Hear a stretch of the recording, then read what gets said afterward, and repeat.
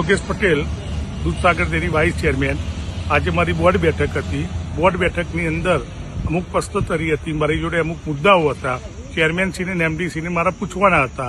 એટલે મેં પૂછતો હતો. એ મુદ્દો ખોટો હતો એમનો અને મારો મુદ્દો સાચો હતો. 1790 કરોડ રૂપિયા દેવું અત્યારે ઓલરેડી બેંકોનું છે જ. એમને સાગર પત્રિકાની અંદર ખોટું લખેલું હતું. એ મુદ્દા ઉપર આ ઉશ્કેરાયા. અને અગાઉ પણ 6 મહિના પહેલા પણ એમને ધમકી મને આલી હતી. એમના માણસો વારંવાર ધમકી આલે છે.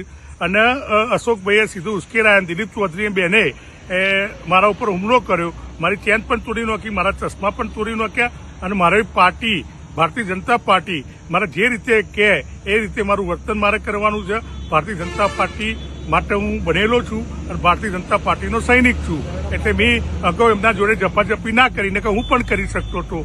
પણ હું પણ એક પાટીદાર દીકરો છું. હું પણ મારી શકતો હતો. પણ પાર્ટીના કારણે પાર્ટીની ઇમેજ ખરાબ ના થાય એના માટે હું કંઈ પણ કરી ના શક્યો. અને મેં એફઆઈઆર કરવા માટે બી ડિવિઝનમાં પણ અરજી કરી દીધી.